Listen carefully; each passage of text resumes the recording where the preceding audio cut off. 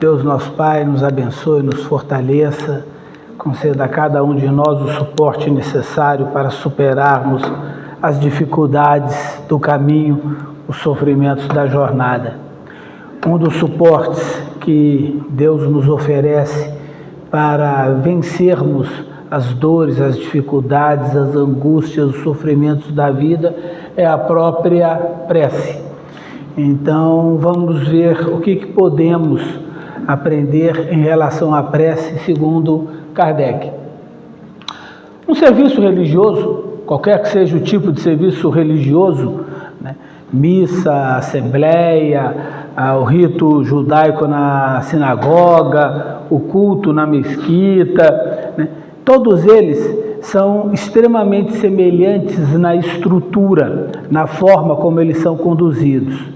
Eles são caracterizados por uma homilia, que equivale à pregação, né, equivale à palavra de orientação. Homilia é o que eu estou fazendo nesse momento, né? Sacrifício, que é o momento de doação, e também é caracterizado pela prece, né, pelo momento de prece, né? Isso caracteriza um serviço religioso. Todavia, embora a homilia e sacrifício fiquem basicamente adstritos ao culto, a prece ela é muito maior do que a totalidade do culto, e é por isso que ela merece sempre mais atenção. O que é prece? Bom, prece não é oração, é uma coisa diferente, né? Prece não é Pai Nosso, não é Ave Maria, não é Salve Rainha. Isso são orações, né? Algum problema com as orações? A princípio, não. O problema da oração é que depois de algum tempo ela vira uma fórmula ritualística. Depois de algum tempo a pessoa incorpora a prece e ela vira um ritual. É feita mecanicamente, sem parar, sem pensar, o coração não está adstrito naquele momento. Quem está cantando uma música automaticamente está fazendo uma oração. Eu gosto tanto dessa música, toda vez que eu ouço, né, aí começa a cantar e continua fazendo o que estava fazendo antes, né? Nem o coração, nem o pensamento estão envolvidos. Então isso é uma oração, não é uma prece. Prece também não é rezar, né? Também são funções diferentes, né? Rezar é uma atitude coletiva, né, onde os indivíduos repetem geralmente um mantra, né? Em épocas de festas juninas, o que teve em ambientes tradicionais foi muita reza, né? Reza é o mesmo que ladainha. Você junta 20, 30 pessoas e fica repetindo uma sentença, repetindo uma ladainha. Reza é o cerimonial da missa católica depois da homilia. Tem um segmento grande que o padre e os assistentes vão repetindo uma série de falas automaticamente. Aquilo é reza, né? É coletivo. Nenhuma dessas situações é prece, né? Prece é, acima de tudo, uma conversa pessoal, privada, íntima com Deus, né? Prece é uma ação individual. Prece difere da reza e difere da oração, porque oração e reza, eles têm dia e horário marcado. Mas ninguém marca dia e horário para ter uma conversa com o Pai. A prece, ela não é uma coisa que fazemos. Prece é uma atitude, é um comportamento que o indivíduo passa a ter.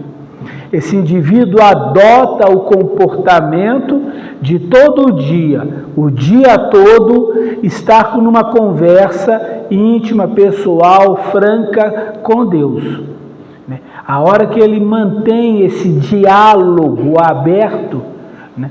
Todos os dias, todos os horários, ele está em prece.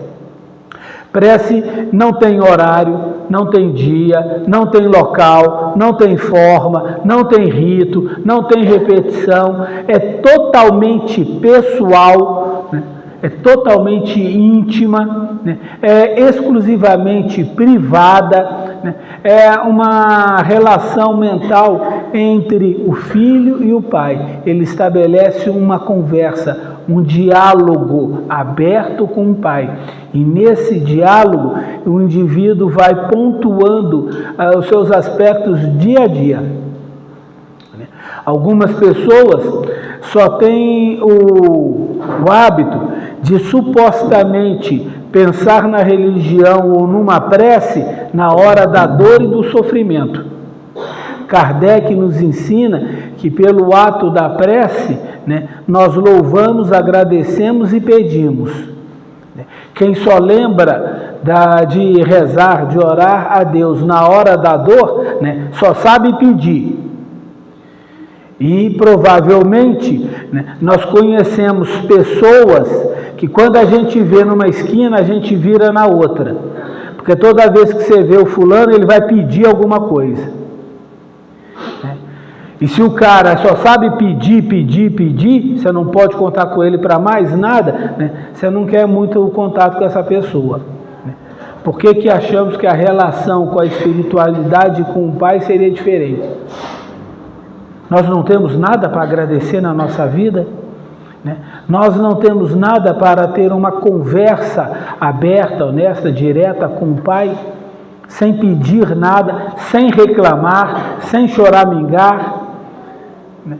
Então, na prece, nos moldes kardecianos, né, ela implica as funções também de louvar, exaltar, é uma conversa simples, natural com o Pai, né? De agradecer, e nós temos muito mais coisas para agradecer do que para reclamar, e eventualmente pedir alguma coisa. Quando ela se torna um hábito, o indivíduo incorpora o hábito da prece, e ele faz isso de forma rotineira, espontânea, natural, né? Essa conversa flui plenamente. Essa conversa flui de forma bastante suave, bastante serena. Né? Aqui, né, é uma conversa, né? Não tem forma. Né? Ficar recitando o Pai Nosso, ficar recitando Ave Maria, isso não é uma conversa. Tem que ser palavras naturais do dia a dia, as nossas emoções naturais, os nossos sentimentos naturais no dia a dia. E é diretamente envolvida a Deus, a espiritualidade, eventualmente algum outro interlocutor de luz com o qual nós possamos nos sentir melhores, ajustados. Kardec nos ensina que a prece é sempre agradável a Deus, se, contudo, todavia, porém, entretanto, ela for exclusivamente ditada pelo coração, porque a intenção é tudo. Né? A repetição de orações ou de rezas mecânicas geralmente não tem a participação do coração. Os atos da vida comum, isso vale inclusive para as supostas ações religiosas, os atos da vida comum que viram frequentes, que se faz frequentemente, eles são automatizados. Quando foram aprender a andar de bicicleta, quando foram aprender a dirigir um carro, né, tinham que prestar muita atenção no que estavam fazendo. À medida que ganhou a habilidade de andar de bicicleta e dirigir o carro, parou de pensar no que estava fazendo. O movimento fica automático. A primeira vez que se vai fazer um prato, que você vai cozinhar um prato, né, tem que ficar olhando a receita, controlando a receita e ficar pensando, né, naquilo que está cozinhando. Depois que se aprende a fazer o prato e ele vira uma rotina, não se pensa mais no que se está fazendo. E isso vira automatismo. Todas as nossas ações da vida comum tendem a ser automatizadas. E daí? Isso é bom ou é ruim? Depende. No aspecto prático, é bom, porque agiliza, fica rápido e mais eficiente. Mas no aspecto emocional e cognitivo, é ruim, porque o indivíduo não pensa mais naquilo. Ele não está focado mais naquela ação, né? A intenção dele, a ação dele, a parte afetiva dele não está envolvida, né, no procedimento. Vira mecânico. E se vira mecânico, está esvaziado de emoção, está esvaziado de sentimento. Ainda é comum as pessoas passarem em frente à igreja e se benzer. Se você perguntar para a pessoa o que ela fez, ela vai dizer: não fiz nada. Não, você fez, não, nem vi, nem percebi. Né? Nem vi, nem percebi. Está tão automatizado, está tão viciado, que ele faz automaticamente. Aquilo não serve para nada. Não serve para absolutamente nada. E nós não podemos cometer esse erro com a prece. A prece exige, né, que a nossa atenção, que a nossa afetividade, que toda a nossa atitude mental esteja centrada nesse momento. Se estamos realizando a prece verdadeiramente com intenção, com desejo, com afetividade, com foco naquilo que estamos conversando com o divino, né? Essa prece é agradável a Deus. Como é que o interlocutor vai nos ouvir, né, se a gente não está dando a mínima atenção para ele? Se você está falando e a pessoa não está te dando a mínima atenção. Então é preciso, né, focar no interlocutor. Né? A prece que emerge da nossa afetividade é preferível àquelas que podem ser repetidas pelos lábios. Né? Ainda é comum as pessoas decorarem orações. Decorar oração. Decorou o Pai Nosso, Ave Maria, Credo, prece de Cáritas. Tem um monte de prece. Aí elas são decoradas. A partir do momento que a gente decora alguma coisa, ela vai automaticamente para o automático. Tudo aquilo que é decorado cai no automático. Não existe mais a participação nem do coração nem da mente.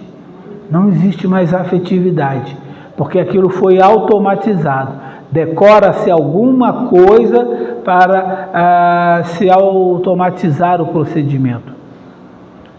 Um atleta, um jogador de futebol, ele vai treinar uma cobrança de falta, ele faz aquilo 50, 70, 100 vezes, para que o corpo dele, a musculatura, decore aquele movimento e faça aquele movimento cada vez mais eficiente. Mentalmente, nós também decoramos um monte de atividade. A maior parte das nossas funções no trabalho estão decoradas na mente. Você senta no trabalho, liga o computador, faz o que tem que fazer, né? Você não está mais pensando, está decorado, está automaticamente. Você já sabe qual planilha abrir, qual comando que tem que dar, o que é que tem que inserir. Se você trabalha no estoque, né, você já decorou onde está cada produto no estoque, onde vai para cada coisa, chega, coloca. Quem trabalha com dispensação de produto, faz aquilo automaticamente. Isso é para cá, para cá, para lá, para lá, para lá. Não está pensando. Está decorado.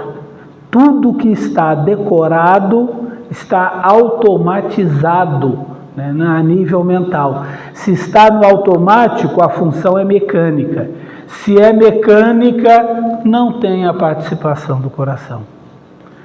Não tem nada de emoção ali, não tem nada de afeto ali.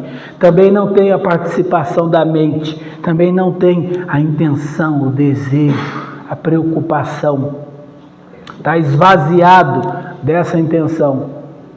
Presta atenção que aquilo que nós fazemos automaticamente, você está fazendo uma coisa automaticamente e o campo mental está rodando outro tipo de imagem, outro tipo de função totalmente diferente.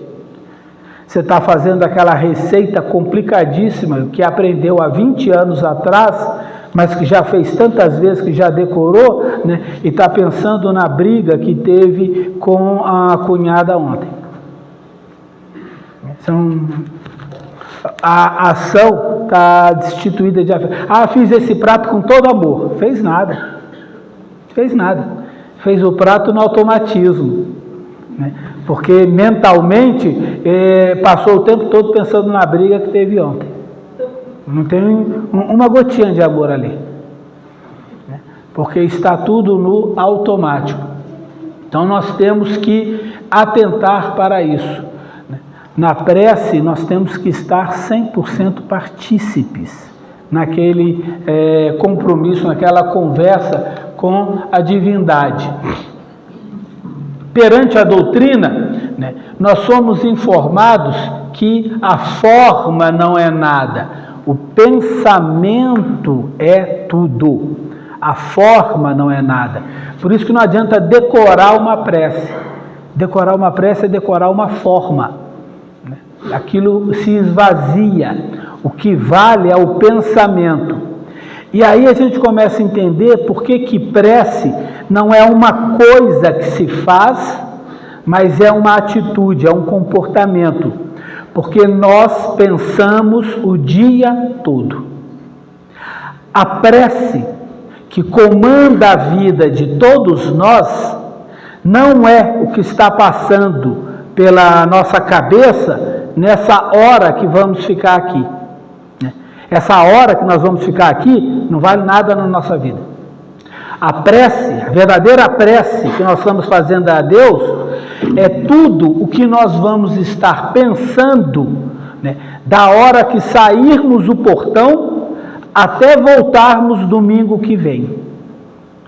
Porque da hora que sairmos do portão até voltarmos domingo que vem, nós vamos estar pensando o tempo todo. Nós vamos estar pensando o tempo todo. O tempo todo nós vamos estar mantendo um diálogo mental. E se o tempo todo nós estamos numa conversa mental, quanto desse tempo nós passamos numa conversa com Deus?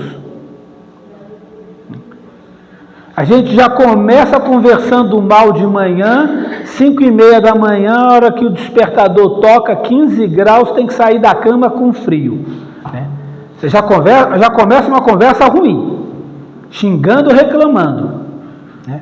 A conversa piora a hora que a gente vai pegar o transporte para o trabalho, ônibus, metrô, está tudo cheio, atrasado, né? Aí a conversa desce mais 2, 3 degraus. Porque os interlocutores estão xingando, reclamando, protestando.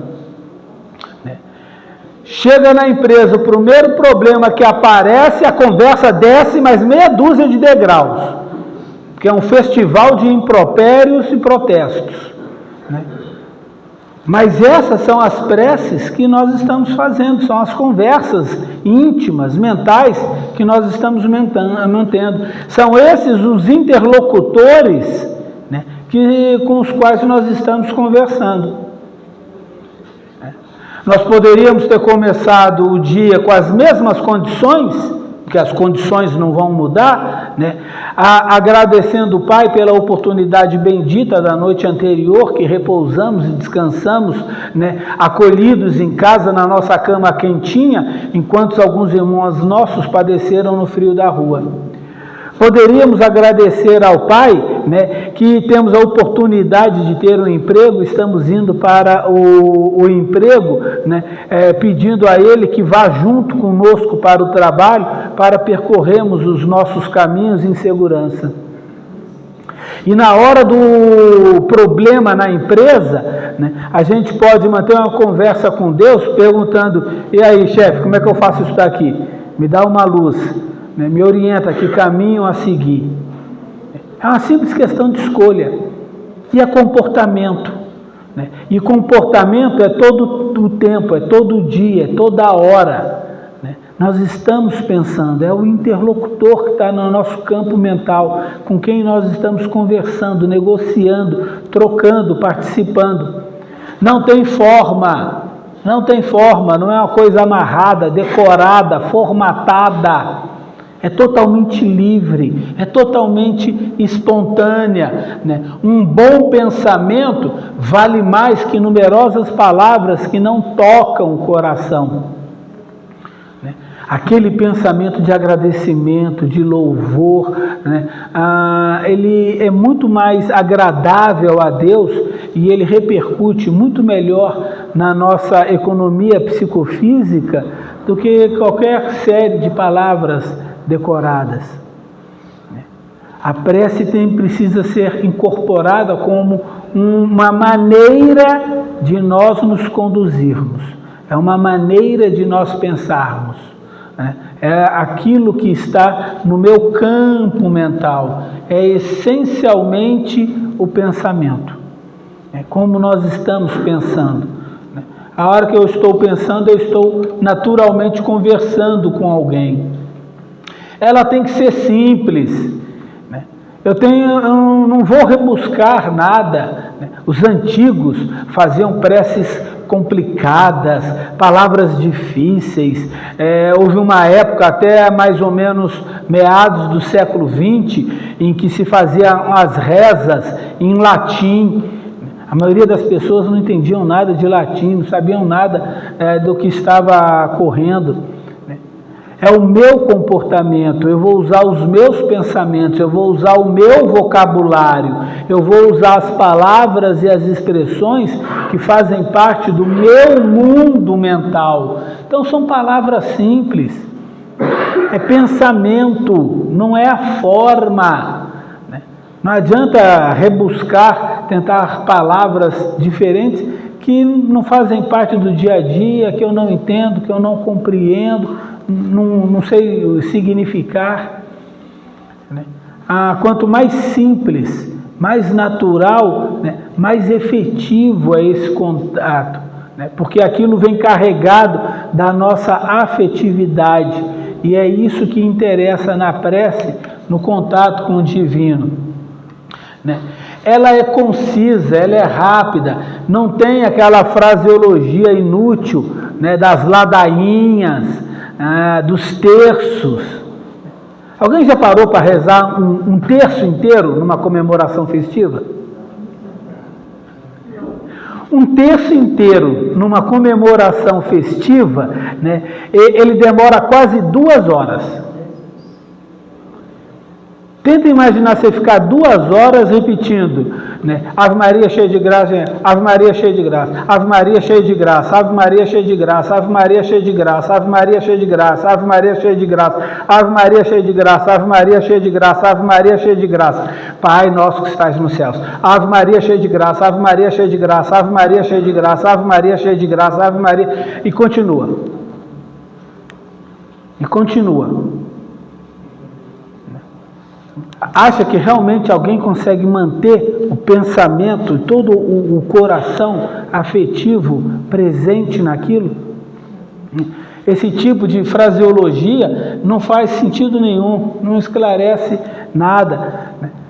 Na segunda Ave Maria, o coração do sujeito já foi embora. Né? É repetição mecânica. O cara está lá rezando, não falta quanto para acabar isso aqui? O que será que vai ter no almoço hoje?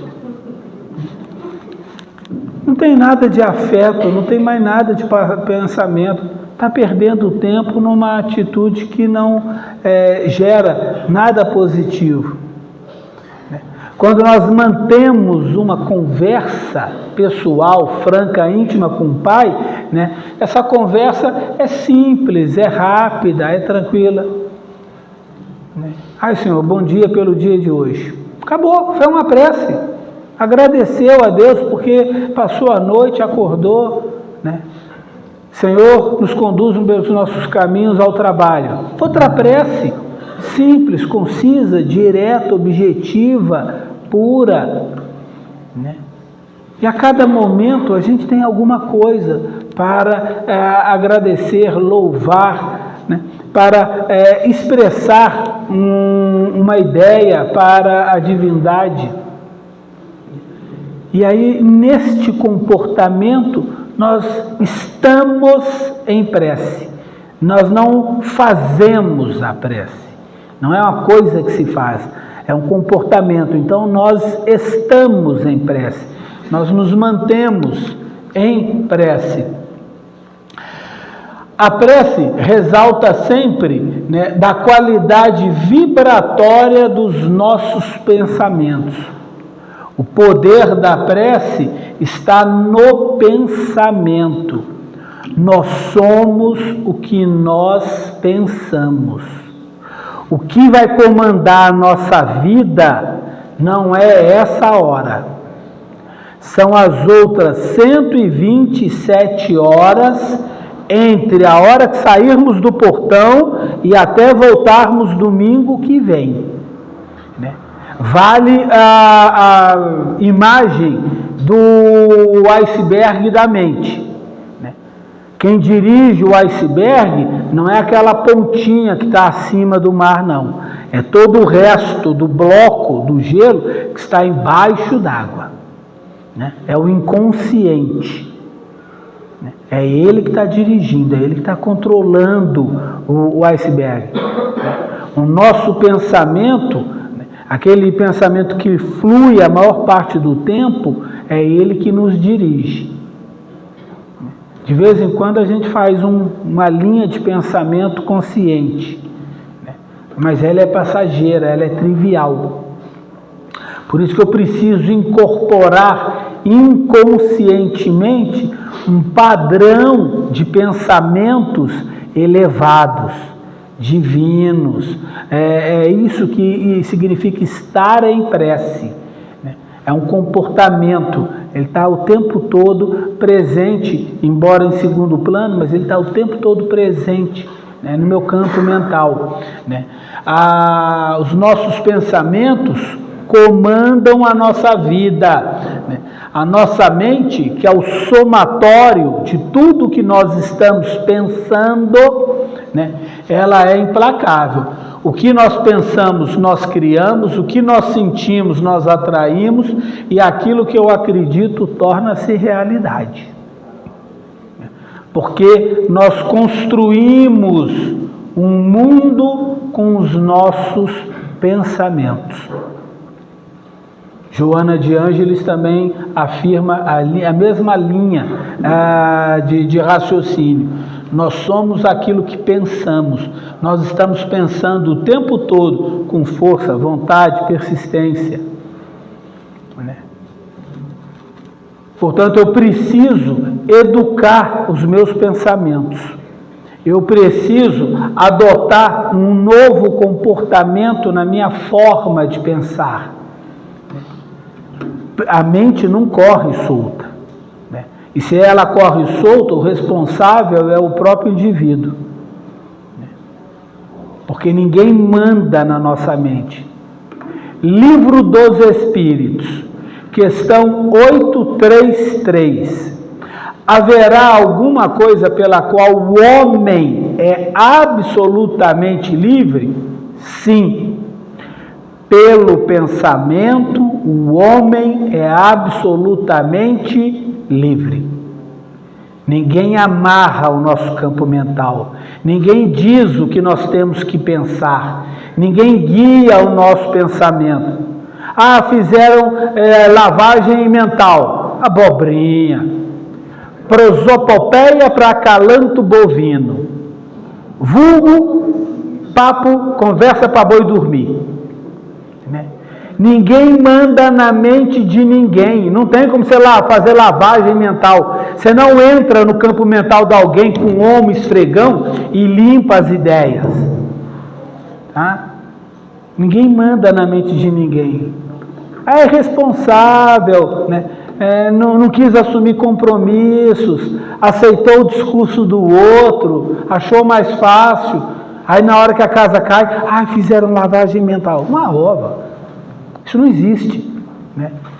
8.3.3 do Livro dos Espíritos. Pelo pensamento, o homem é totalmente livre.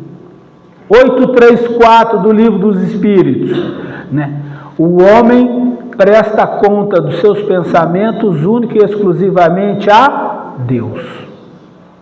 A Deus.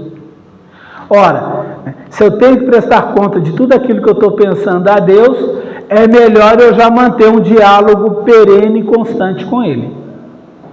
É melhor eu já estabelecer um canal de comunicação, deixar aberto esse canal de comunicação com Ele o tempo todo. Vai ser muito mais saudável, muito mais produtivo. Então, sim, eu tenho que pensar no que eu estou pensando. Eu tenho que estar atento a tudo aquilo que passa pela minha mente, todo tipo de pensamento. O campo mental vai ser sempre uma conversação. E eu é que tenho que decidir se eu vou conversar com quem está em cima ou se eu vou conversar com quem está embaixo. Aqui, a lição da mamãe é 100% verdadeira. Dize-me com quem andas e te direi quem és. Está conversando com quem? Eu estou conversando com o Gregório ali embaixo no umbral. E você quer ser bonzinho? Meu amigo, você não é bonzinho. Se você está mantendo papo com o Gregório lá no umbral, né, os mensageiros, você não é bonzinho. Não adianta enfeitar.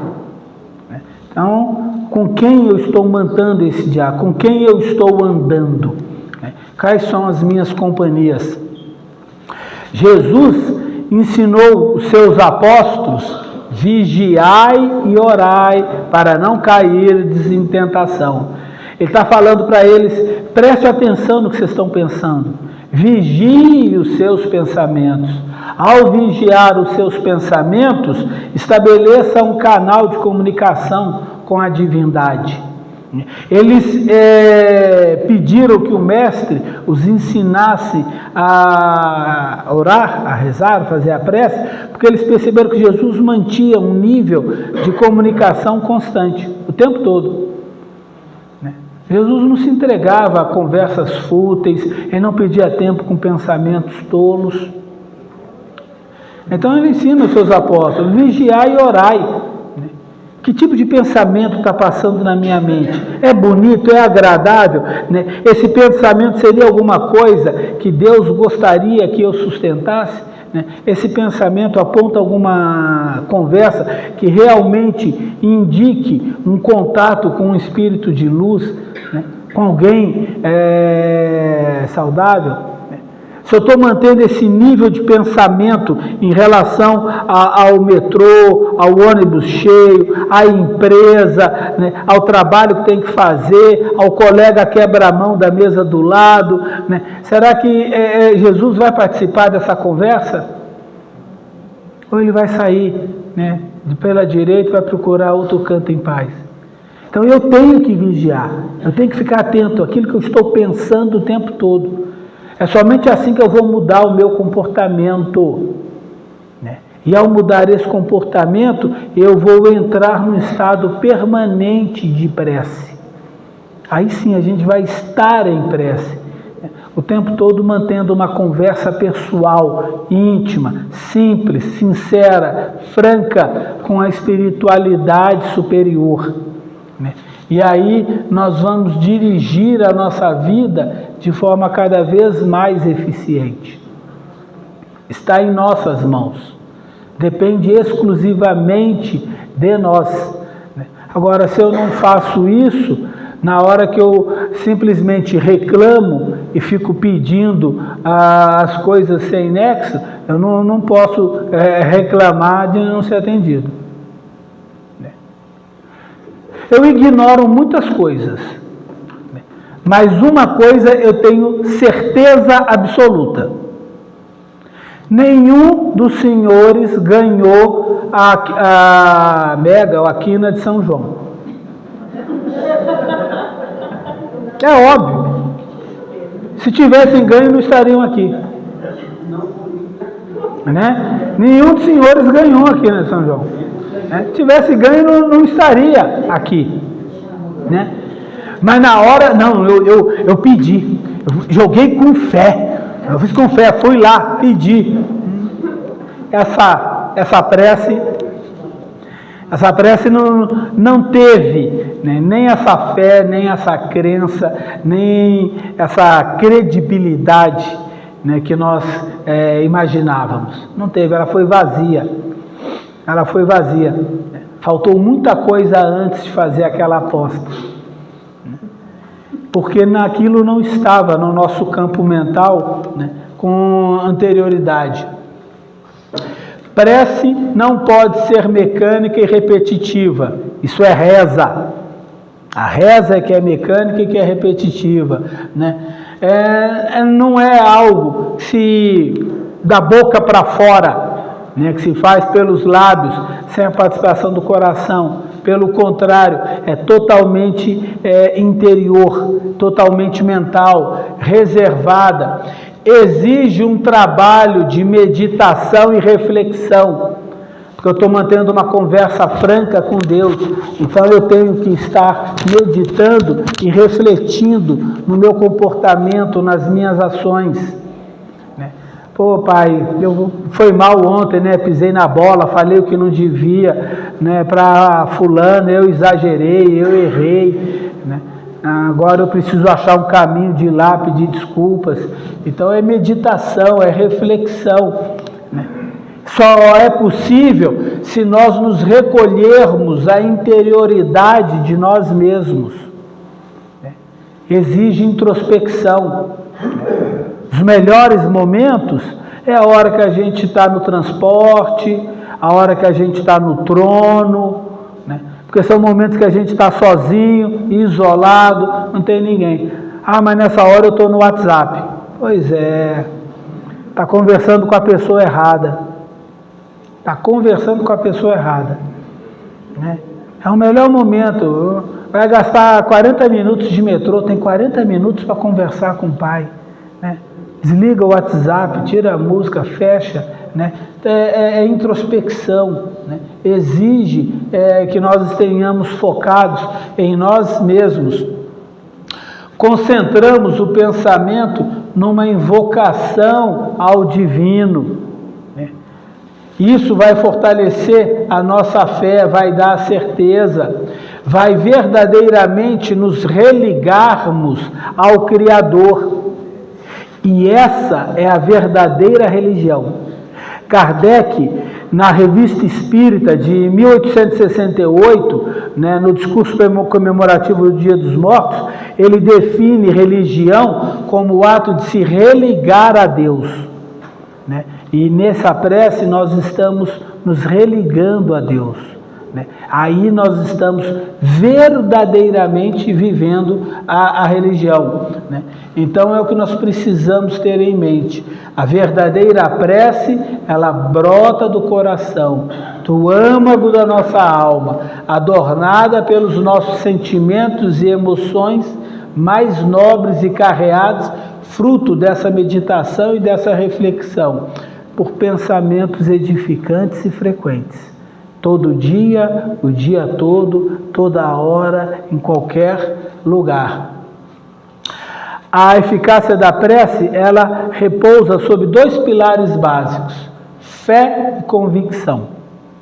A fé, né, que nós temos em Deus, e a convicção, né, de que as nossas intenções estão alinhadas com o Pai.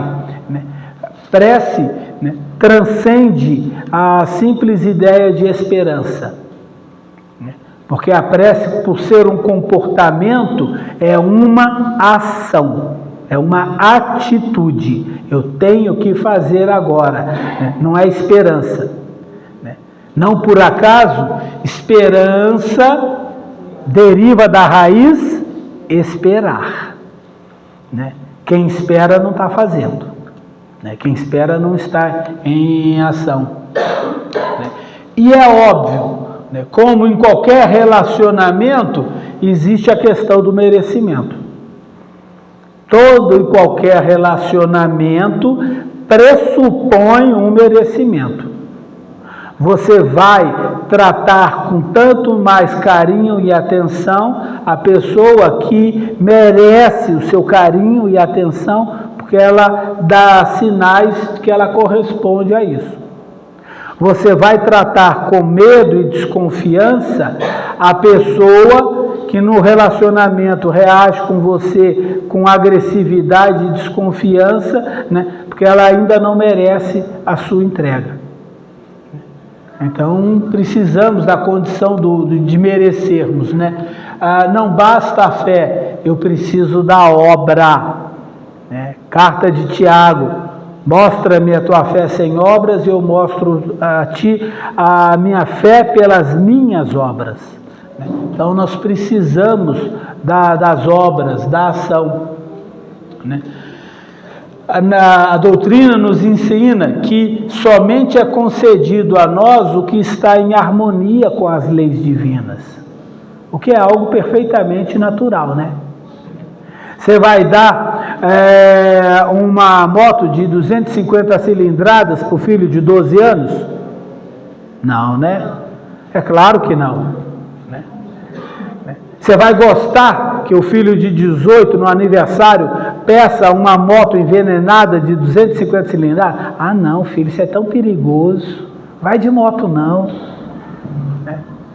Se nós, sendo ruins, quando um filho pede pão, não damos a ele uma pedra, quanto mais Deus, nosso Pai.